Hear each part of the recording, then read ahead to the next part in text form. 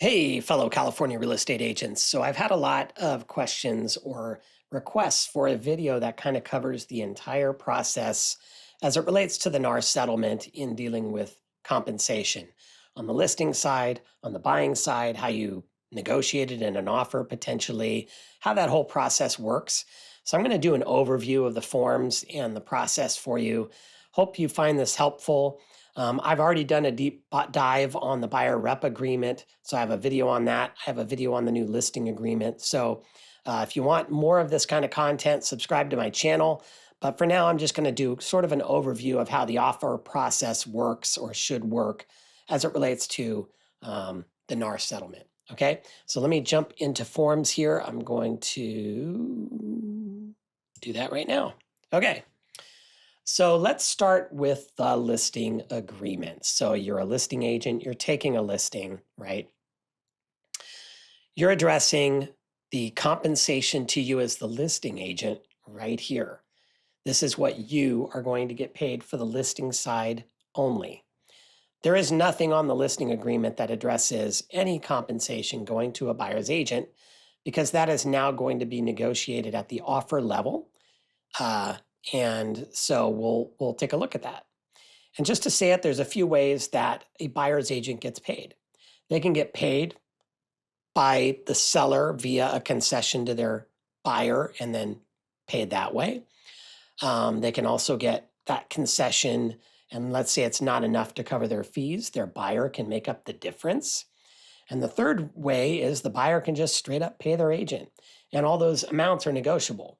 I'm going to talk a little bit about how you do an offer and ask for a concession from the seller towards your buyer's agent. So let's talk about that. So again, we're on the listing side here. If you're taking a listing, you're going to put the amount that you're charging here as a percentage or a flat amount. This is what you're getting paid on the listing side.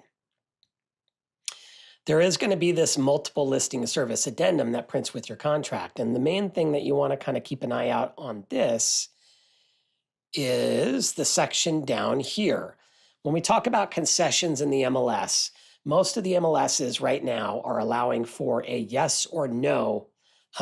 Is the seller willing to consider offers asking for concessions? That's all it is. It's not a promise. It's not a guarantee. It's just putting out there that the seller may be willing to consider those concessions. If they are, and you want to check that box yes in your MLS, by the way, no amounts, just a yes or no, you're going to check this box on this addendum. So this gives you the permission for you to do that on behalf of the seller. Okay, moving on to the buyer rep agreement. So now you're on the buying side and you've made an agreement with your buyer. And that agreement is to represent them for purchase of properties and what you're going to get paid for that by the buyer. And so on your buyer rep agreement, there's a spot for the compensation. This is on the buying side. So it's going to be, again, a percent or a flat amount. So let's just assume your seller would like to ask this, your buyer would like to ask the seller for a concession towards this amount that they owe you, the buyer's agent. How do you do that? Down to the purchase agreement right here. So they're making an offer on a property. They would love to have the seller give a concession towards their buyer's agent compensation. The way they do that is they come down to G3 and they check this box and it says seller agrees to pay the obligation of the buyer to compensate the buyer broker under a separate agreement. SPBB attached. So they're going to attach this SPBB form, the seller payment for buyer broker compensation. And down here, they're going to ask for an amount from the seller in the form of a concession. It'll get credited to the buyer. The buyer will then be able to give those funds to their agent. So you can see right here, the seller can agree to pay the buyer broker a percent or a flat amount. And so this is the buyer asking the seller for that. So if I'm on the listing side, just to say it, and I receive an offer and you're asking for this, I am going to ask you for the page in your BRBC that shows how much you're being paid. That's going to be a common request. And jumping up to that, pardon me, my page has got a little out of order.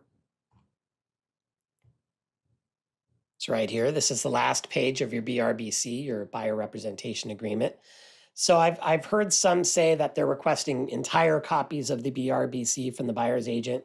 Not necessary. In fact, contractually, it says you don't have, you can only, you only need to provide this last page. And this last page is just has this section 16 where it confirms, the buyer confirms that the compensation specified in 2E1 for broker services is this amount.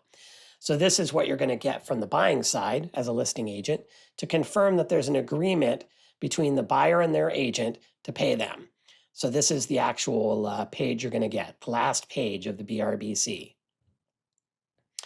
Okay, so you've made your offer. The listing agent probably asked for that last page of the BRBC to confirm what you're getting paid. And let's just say, unfortunately, the seller decides to counter the amount that you're going to get paid. And they do it on a counteroffer. One question that has come up from several agents actually is, if they're going to counter, does the seller need to sign this seller payment to buyer broker compensation if it has an amount they're not agreeing to? The answer to that question is yes, because they're signing the offer in its entirety, including this addendum, but they're going to turn around and do a counteroffer to correct it. And the way they're going to do that, again, is with a seller counter. So here's a seller counter 1. Part of it got cut off here, sorry, but you could use terminology like this, or you can check with your broker and see what they would want you to use. But I would just recommend it's clear as day. Modification to the SPBB, item 1A, concession toward the buyer's agent compensation to be X amount, and that's how you would counter it. One last thing just to mention is if it does get countered and it's a amount that is less than what your buyer agreed, and you, out of the goodness of your heart, or your buyer can't pay the difference to you, because that's the alternative, right? If you're charging your buyer a certain amount and the seller is only willing to give you 75% of that amount, and then the buyer needs to come up with the rest, and let's say they can't because they don't have the funds, perhaps, and you need to modify your buyer agreement down a little, right? You're going to do that with this new form, the modification of terms to the buyer rep agreement. And this is where you're going to change the compensation amount so that your buyer agent agreement matches what the concession is. So I know it's a lot to cover, but I just kind of wanted to do an overview of this process because there's a lot of elements, a lot of forms, a lot of changes as it relates to the NAR settlement. And I hope you find this helpful. It'd be good if I didn't have the cursor in the middle of my head. So hopefully you found this helpful. I have more detailed videos on how to fill these forms out. More will be coming, so subscribe to my YouTube channel because I'm doing videos every week. Hopefully at least one, maybe two, because I know there's a lot of confusion out there and I just want to try to make the process easier for you. Remember, I'm not your broker. If you do have a broker and you want to run this by your broker, by all means do so. Everything that I'm covering in my videos is sort of what CAR recommends you do as far as the forms go. So I hope you find it helpful, and I hope you have a great day and get out there and sell some more houses.